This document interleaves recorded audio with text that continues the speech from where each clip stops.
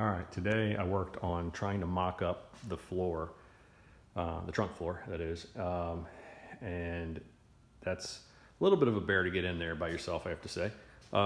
You really have to you got to put kind of jack stands under the back end on each side and hold just the pan up and then rotate the pan up into place. But when you're trying to do that, because of the drop down panels on each side, they want to hang up on absolutely everything. So it's definitely a tight fit. I mean, you got to be within a 1/16 of an inch or something to get it up into the gap.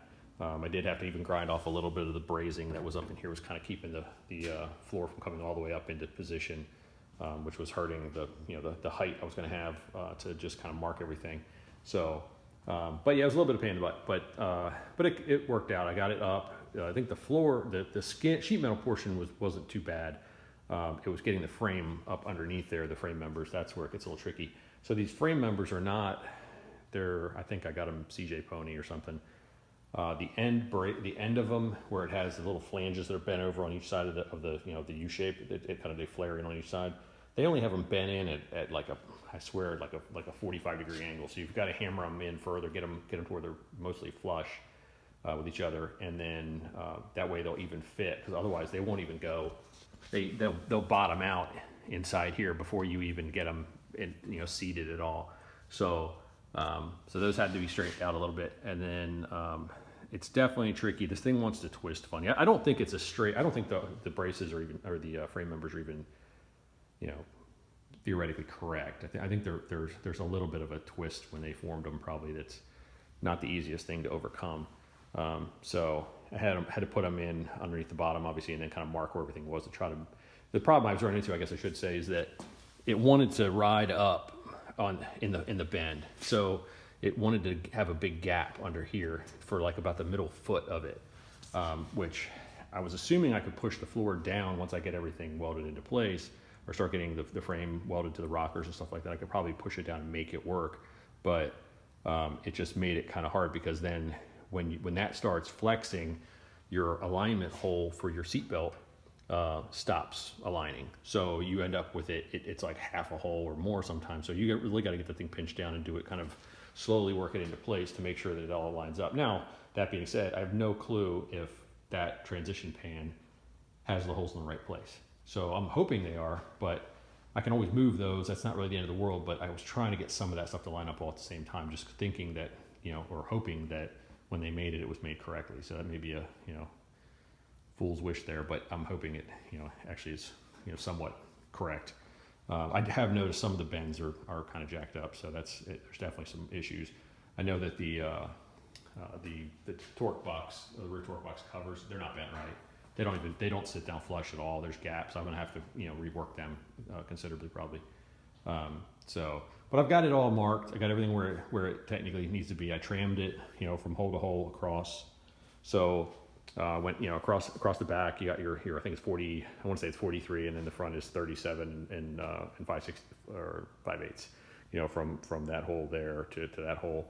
I did the diagonal, but the diagonals aren't perfect. It looks like I'm about 1/8 of an inch off from one side to the other, diagonally. So what it seems to say is that the one that this guy here is too far, I want to say forward, but it doesn't really make any sense. So if this is further forward, then the other guy would need, this one can't go any further back, so I would have to knock that one forward, but I really can't do that.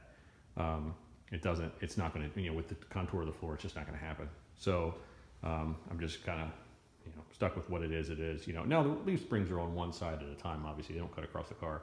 So, it's got the mounting point at the back and the mounting point at the front. So it's not like that would really matter as far as the fore and aft. You just wouldn't want them really, crooked, I guess. So, but yeah, it's going to be interesting to get all this done.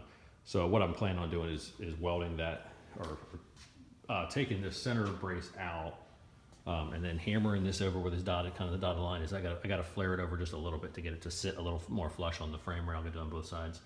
And then when I have it off, I'm also going to bend these tabs that are inside there a little further on each side. Get them a little further bent in, because they're not really flush.